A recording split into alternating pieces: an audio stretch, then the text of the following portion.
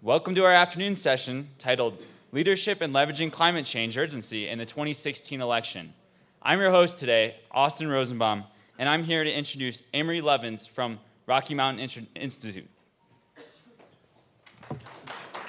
Good to be back and to help you explore some proven energy solutions that could help take humankind off the self-endangered species list, on which we're the only entry, to be replaced perhaps by the oil and electricity industries as we know them a lot faster than they may expect.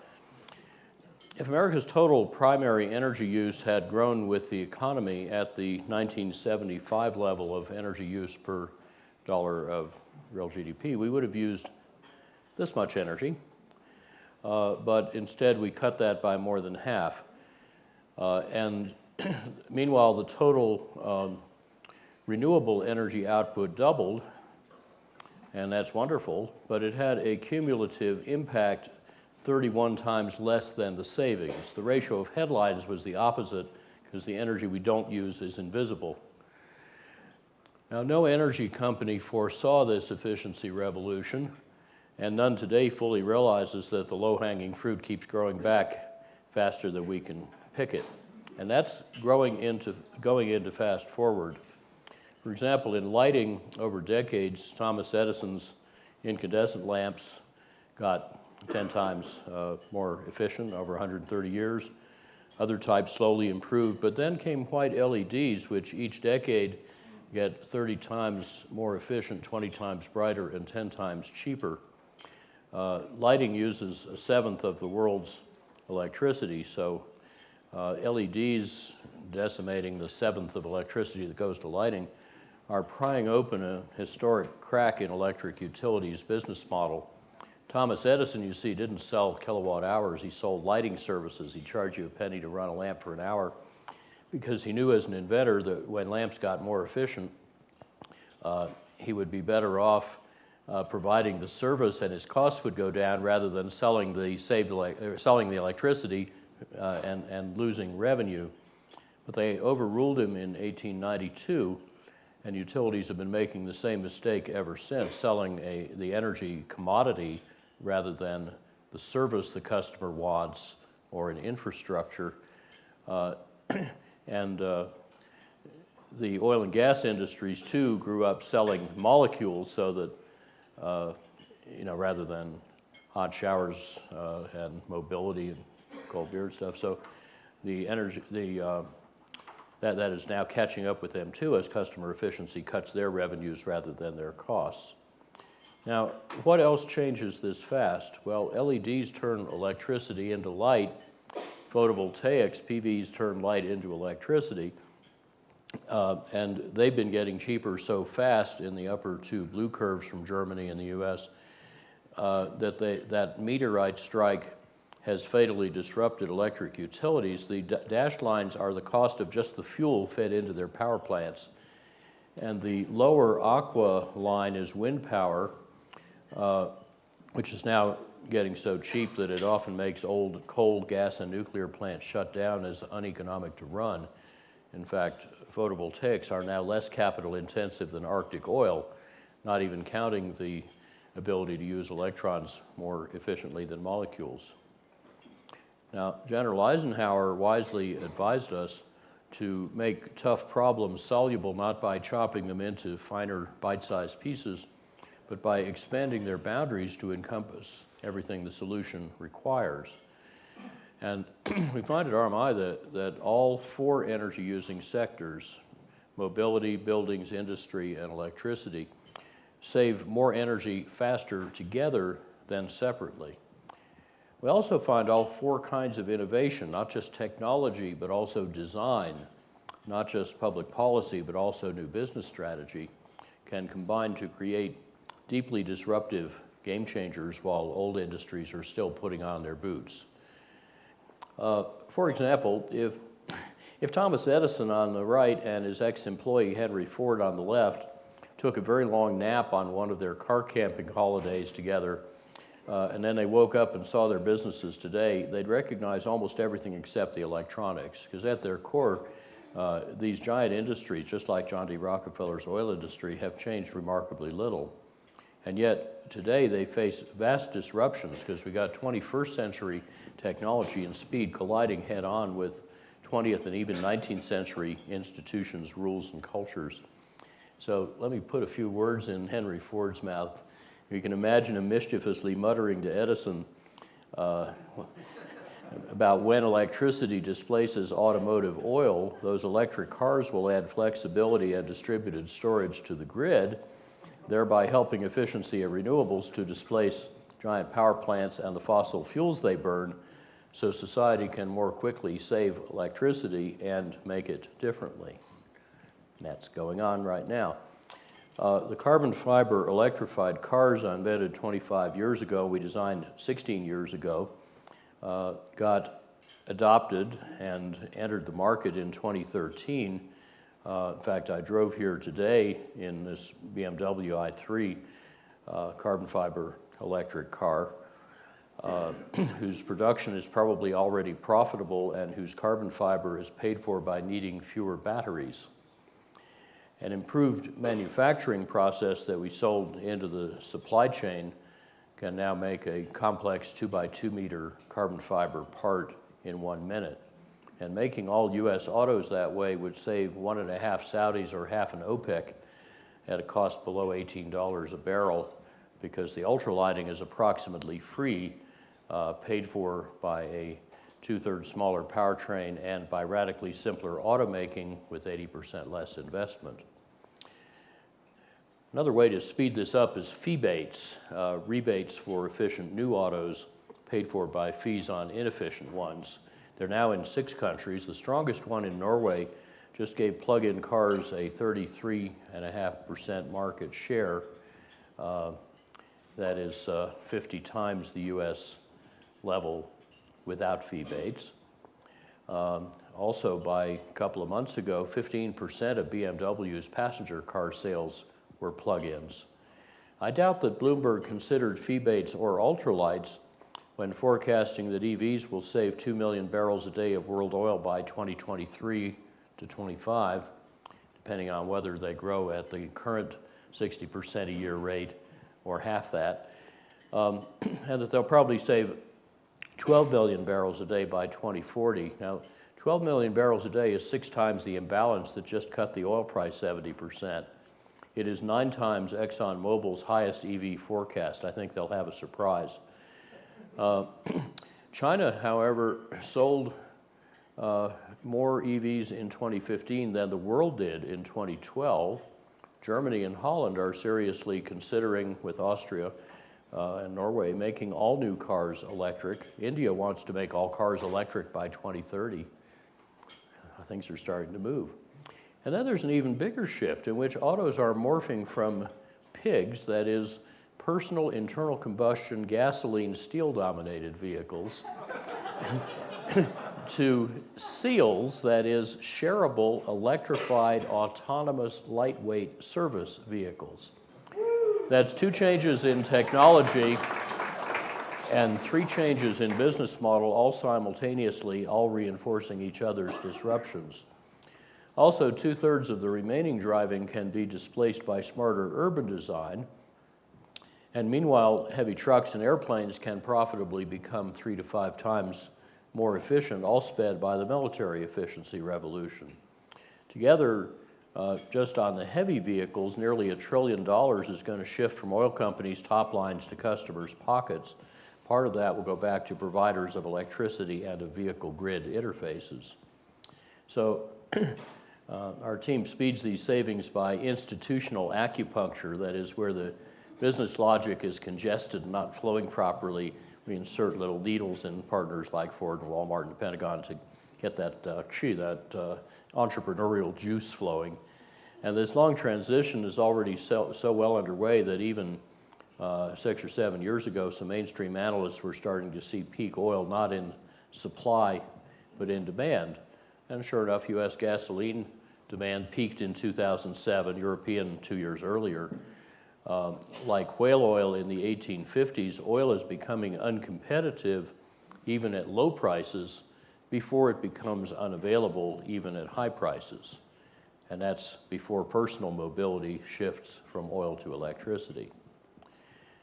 So how does the efficiency that's just happened foreshadow what's coming next? Well, in 1975, U.S. government and industry all insisted the energy needed to make a dollar of GDP couldn't go down. I heretically suggested in Foreign Affairs it could go down 67% in 50 years. So far it's down 56% in 40 years.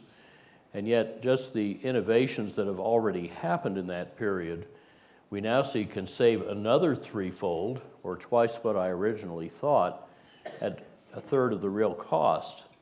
That's a 5-year-old estimate, which today looks conservative. And that's partly because what we call integrative design of buildings, vehicles, and factories can often make very big energy savings cost less than small or no savings, turning diminishing returns into expanding returns. How fast is that sort of design improving? Well, in office buildings, by more than twofold in the past 5 years. The 38% saving in our 2010 retrofit of the Empire State Building with a 3-year payback was thought to be pretty good, until our cost-effective retrofit of the Byron Rogers complex in Denver 3 years later saved 70%, making that half-century-old federal complex more efficient than the best new U.S. office, NREL and Golden, which in turn is only half as efficient as RMI's new office a half-hour down valley here in Basalt, and that's comfortable with no chillers, boilers, or furnaces. And yet its technologies were all available over a decade ago. What has mainly improved is not technology but design, the way we choose and combine the technologies. So that new office of ours is one of the 20 most efficient commercial buildings in the country, and it's the most efficient in the coldest or next coldest climate zone. I hope you'll go visit. My favorite part is the nega mechanical room, where I want to outline on the floor industrial tape, like bodies at a crime scene, where the boilers and chillers were supposed to go before we designed them out and took back the 25 square meters to use. Now, industry, which uses half the world's energy, can save $500 billion worth net present value just in the U.S. Dow Chemicals already returned over $9 billion on a $1 billion efficiency investment, but there's a lot more to do. Industry, for example, owns most of the motors which use 3/5 of the world's electricity. Half that motor power runs pumps and fans. And yet integrative design made a typical industrial pumping loop use at least 86% less energy for pumping, not by getting better pumps and motors and controls, often worthwhile, but just by replacing long, thin, crooked pipes with fat, short, straight pipes. And this also shrank the pumping equipment and the total capital cost. This isn't a new technology at all. It's just rearranging our metal furniture as designers. So what does that mean for the electricity that's 3/5 used in motors? Well, from the coal burned in the power plant to the flow out the pipe, there are so many successive losses compounding that only 1/10 of the energy in the coal comes out the pipe as flow. But now turn those compounding losses around backwards, right to left, they become compounding savings. Every unit of flow or friction that you save in the pipe saves 10 units of cost, coal, emissions, what Hunter Lovins calls global weirding, back at the power plant. And as you get back upstream, the components become smaller and cheaper. I estimate that just optimizing pipe and duct friction could save about half the world's coal-fired electricity, with paybacks under a year for retrofit and less than 0 in new build. And yet that's not in any official study or industry forecast because it's not a new technology, it's a design method. In over $40 billion worth of diverse industrial redesigns for leading global firms, our little shop has typically found savings around 40 to 90% with generally lower capital cost for new build, or in retrofits about 30 to 60% with 2 or 3 year paybacks. But the energy efficiency revolution and its expansion by integrative design are only part of a much larger energy transformation, really our species' biggest shift since agriculture. And it's part of the shift from molecules and atoms to bits and packets, from hardware to software, from hierarchies to networks. Even as it wipes out sales for the oil and electricity industry, it's transforming, for example, electricity from centralized, supply-focused, fossil and uranium-fueled and brittle to distributed, customer-focused, renewable, and resilient. And the deepest change, I think, is how the information age informs, enables, and organizes customers to take power into their own hands. It's smart to sell customers what they want before someone else does.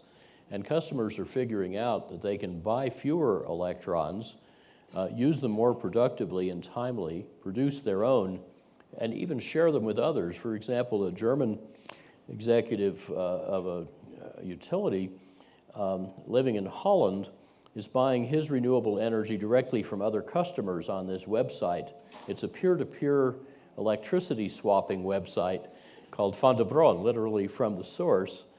He ended up buying his electricity from the guy at the upper left because he thought that was a really cute piglet and the price was right.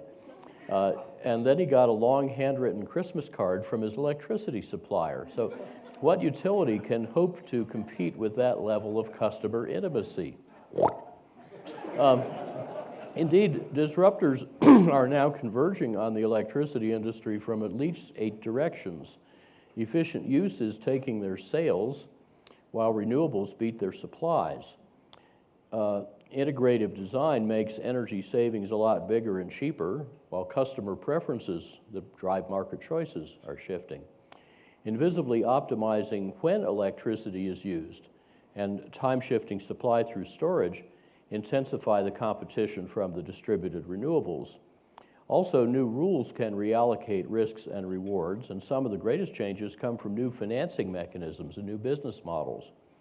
So you might think of these as 8 Pac-Men of the apocalypse. They move fast. They don't just add, they multiply, they even exponentiate. They're not lone wolves. They hunt in packs. And they multiply quickly. They feed on utility revenues. And together they are creating an alien competitive landscape faster than most utilities, cultures, and stakeholders can cope. A couple of years ago, 2 years ago, all central power stations were called dinosaurs. Too big, too inflexible, not even relevant for backup power in the long run. Who said that? Was it Greenpeace? No, it was Union Bank of Switzerland.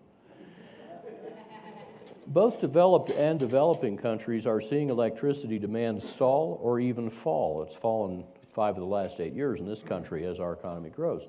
In Australia, shown here, just the last 5 years' revolution in demand plus rooftop solar could cut 2020 revenues by about 20%. And the range of prices for U.S. wholesale electricity is now widely undercut by the average U.S. market prices. These are all constant for 20 or 25 years of both wind power and utility scale solar power. Those renewables are temporarily subsidized, although less in general than the permanent subsidies to fossil fueled and nuclear electricity. And confirming that the subsidies don't really matter to the outcome, the renewables are winning in unsubsidized auctions worldwide. I just put in a couple of recent data points for Moroccan wind and for Mexican photovoltaics near the Texas border. Unsubsidized. Now, when renewables get cheaper, we buy more. So they get cheaper, so we buy more. And this strong feedback soon leaves traditional forecasts in the dust, as you can see in this sequence of forecasts panting after actuality from the International Energy Agency. So last year alone, modern renewables, excluding big hydro dams, added 135 gigawatts. That's 22% above Bloomberg's forecast. It's over half the world's new capacity. They also got $266 billion of asset investment, 2/3 of it private. Of all the capacity additions last year, 68% in the US, 74% in Europe were renewable. This is not a fringe activity, it's taking over. By the way, in case you read about an MIT report claiming that above about 25% penetration, renewables rapidly lose value, that's a bogus finding caused by very restrictive model assumptions, and we debunked it last year and we'll do so in more detail this fall. Now, we're often told that only coal and gas and nuclear stations can keep the lights on because they're 24/7, while wind power and photovoltaics are variable and thus supposedly unreliable. So let me explain why neither part of that statement is true, because one hears this all the time. First of all, variable does not mean unpredictable. Here is how accurately the French grid operator in one stormy winter month forecast a day ahead the actual output of the country's wind farms a day later. And I'll bet they wish they could forecast demand that accurately. Second, the reason we built the grid in the first place is that no generator is 24/7. They all break. And when a giant coal or nuclear plant breaks, 1 billion watts vanishes in milliseconds, often for weeks or months, often without warning. So we built the grid to handle that intermittence by backing up failed plants with working plants. And in exactly the same way, but often at lower cost, grids can handle the forecastable variations of solar and wind power by backing them up with other renewables, mainly or wholly, of other kinds or in other places. So we can get highly reliable power from a portfolio of largely or wholly renewable sources when they're forecasted, integrated, and diversified by type and location. Let me illustrate this with a simulation for Texas, whose isolated grid has almost no hydropower and is not connected to the rest of the United States. Its expected load in a 2050 typical summer week might look like this. It can get a lot smaller and less peaky with efficient use, but it's still 30-odd gigawatts. So now let's do this all with renewables. We can first install enough wind and photovoltaics, and you can see they really are variable, to meet about 86% of the annual need, and then get the other 14% from dispatchable renewables you can have whenever you want, like geothermal, small hydro, solar thermal electric, feedlot biogas burned in existing gas turbines, burning municipal and farm waste, burning obsolete energy studies. This 100% renewable supply can then be matched to the load by putting the surpluses into two kinds of distributed storage that are worth buying anyway, namely ice storage, air conditioning, and smart charging of electric autos, both fully deployed by then, and then recovering that energy when we need it and filling in the last gaps with unobtrusively flexible demand. So now we got all renewable supply every hour of the year with only 5% of the renewables left over to be spilled. So given the market prices for right now that I showed you earlier, the economics are going to be really good. Now, some national grid operators already integrate variable renewables in this way. The last full data we have are from 2014, when Germany met 27% of its annual electricity needs from renewables, Italy 33, Ireland 20, France and Britain 19. But 4 other European countries with modest or no hydropower met about half their electricity needs from renewables without adding bulk storage and with superior reliability. For Denmark and Germany, about 10 times better than ours. The ultra-reliable former East German utility, 50 Hertz, got 49% of its electricity last year just from photovoltaics and wind. So the operators have learned to run these grids, using my colleague Clay Stranger's lovely metaphor, the way a conductor leads a symphony orchestra. No instrument plays all the time, but the ensemble continuously creates beautiful music. Now, in other words, we have not just one way, bulk storage, but about 9 ways to make the grid more flexible so it can gracefully and reliably accommodate variable photovoltaics and wind power.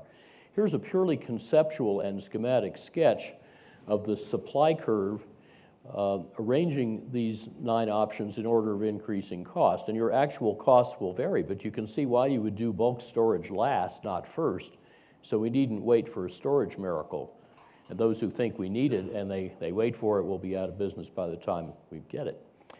Now, the world's leading micropower adopter, Denmark, has switched almost entirely in 3 decades from centralized power plants in red, mainly burning coal, to distributed wind turbines in blue, 86% locally owned, and cogeneration in brown, often burning ag wastes.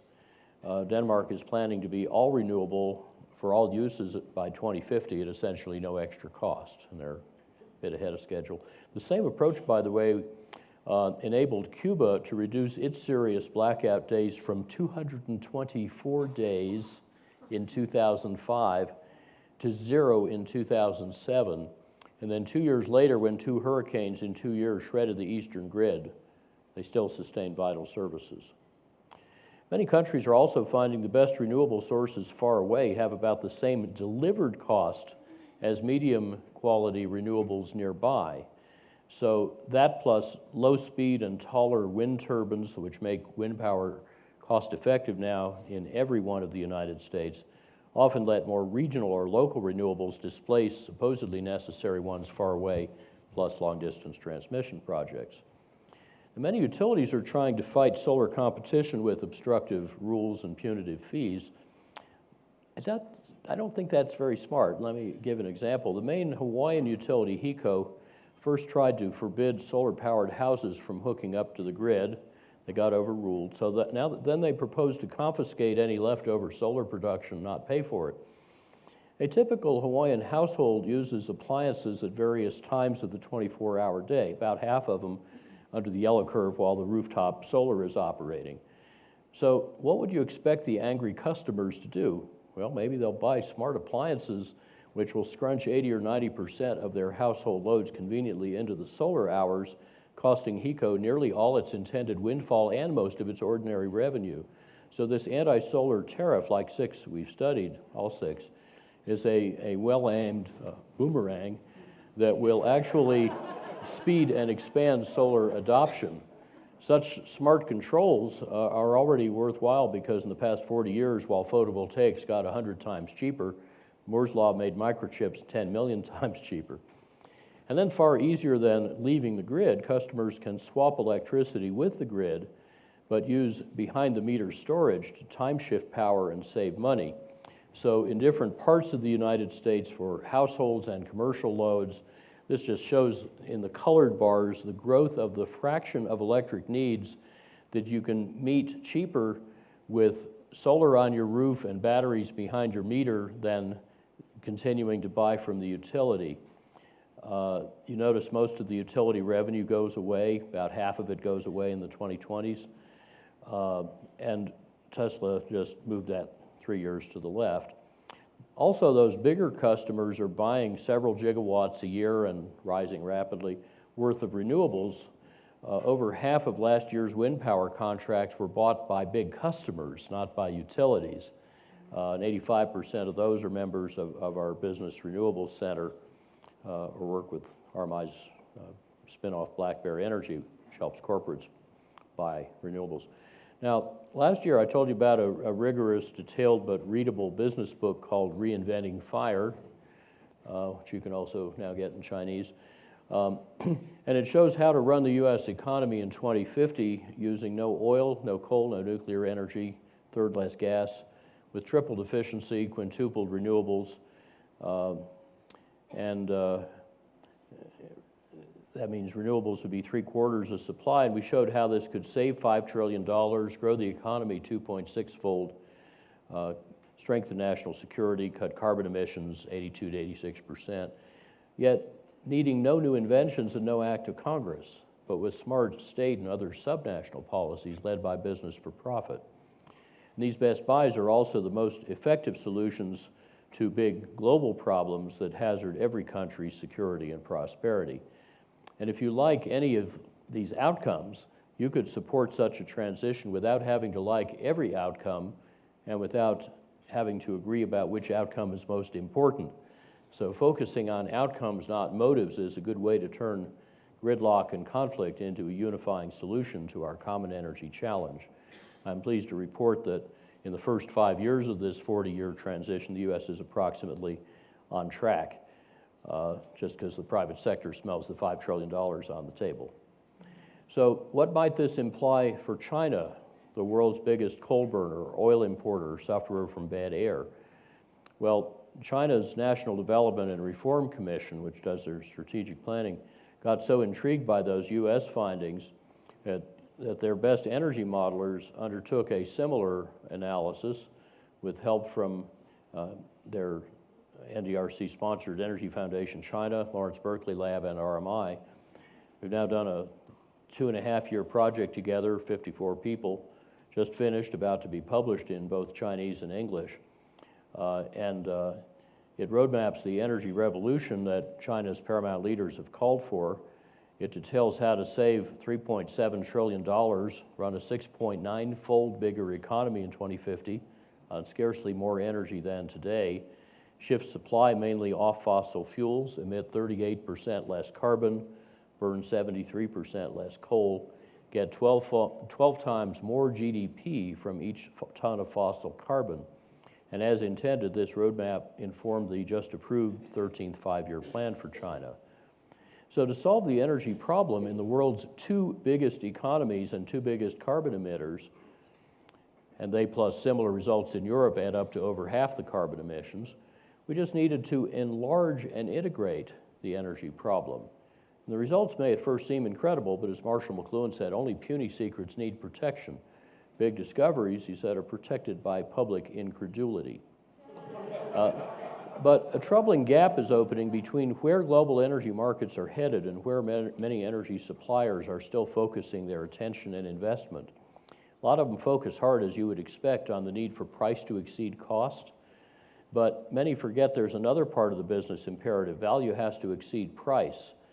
If competitors offer a superior value proposition that takes away your customers and revenues, it doesn't matter whether you can profitably provide what your customers aren't buying anymore. Also, when that value proposition shifts, markets can flip with breathtaking speed. Tony Seba has pointed out some lovely photos from the National Archive that I pulled up. Looking down Fifth Avenue in the Easter Parade, in 1900, you got to look really hard to find the first car. In 1913, you have to look even harder to see if there's a last horse. I'm not even sure there is a horse there. And the horse and buggy industry thought it had decades to adapt, but Henry Ford's Model T got 62% cheaper in 13 years. Car-owning households soared from 8 to 80% in 10 years. 3/4 of them financed by a GM and DuPont innovation called car loans. Well, today, PV modules just got 80% cheaper in 5 years. 3/4 of California rooftop solar is innovatively financed. Ford's and Edison's industries are emerging. So this horse and buggy thinking is dangerous but still common. As the ex-oilman, late Maurice Strong, said, not all the fossils are in the fuel. But DuPont's former chairman, Edgar Woolard, reminds us that firms hampered by old thinking won't be a problem because they won't be around long term. They're forgetting that the pace of transformation, as these pictures show, is set not by incumbents but by insurgents who are not inhibited by incumbents' business models, legacy assets, or cultures. And investors flee even before customers do. Capital markets keenly sniff out disruption. That's their job. And once they think you're in or even headed for the toaster, they don't wait for the toast to get done before they decapitalize you and invest in your successors. So that's how the stock price of Solar City did. It just became a utility, by the way, compared to America's 4th largest utility. Here's how a little auto startup in '03 called Tesla gained half the market cap of General Motors while selling 0.6% as many cars. Investors still bear scars from the failure of big, strong companies that got too old and slow to survive the IT transition, but investors got rewarded by those that did. A lot of investors now sense that the energy industries are getting transformed beyond recognition. They're getting skittish. These changes are happening well within current planning horizons, even current executive tenures, faster than many firms' cultures can tolerate. That's a formidable leadership challenge. As Jack Welch said, if the rate of change on the outside is bigger than the rate of change on the inside, the end is near. But which of these great companies on the left is going to be brave enough to make that perilous crossing, as the German utilities E.ON and AREDAY started, and join the firms on the right? And which firms are going to stay the course? And which category are you going to choose and encourage? I'll end with two quick thoughts. Today's energy transformation is not just fundamental, it's elemental. See, the first industrial revolution was the age of carbon. It created our prosperity and built the mightiest industries in the world, from coal and oil and gas. But now that obsolete age of carbon is giving way to the modern age of silicon. Silicon microchips, telecommunications, and software turn people from isolated to networked, turn systems from dumb to smart. Silicon power electronics make electricity interconvertible and precisely controllable and applicable, replacing fiery molecules with obedient electrons. Silicon solar cells enable the ascent of energy from mining the fires of hell to harvesting the breath and radiance of heaven. And this transition is most urgent for the 1.2 billion people who live in darkness off the grid, with family income around $2 a day or less, have little prospect of getting or affording grid electricity. These impoverished people are paying $38 billion a year, a fifth of the total cost of global lighting, to produce very inefficiently 1,000th of the world's light, and thereby harm their own health and release carbon that would rank as the world's 8th country. But now they can banish darkness and teach their daughters and son to read, because an entrepreneurial village woman can sell or lease them, for example, an integrated PV, LED, lithium battery, smart chip lighting package like this little pocket-sized Waka Waka, Swahili for shines brightly, which will shine like this for 10 hours on one day's photovoltaic charge, or down 3 notches like this for 150 hours on a day's charge, and it will pay back in weeks to months against kerosene. You can microfinance it with scratch cards or with a smartphone that you recharge from the USB port. So no longer buying the kerosene is like a perpetual annuity equal to a month's extra income each year. There goes the last bit of Rockefeller's 156-year-old kerosene business. So which of these offerings is more exciting and lucrative and transformational? To which strategy would you entrust your company's fate and our common future? Your choice to speed the disruptive energy system, to enable the new, not protect the old, could just save the world. I want to thank you all for your good work and your kind attention.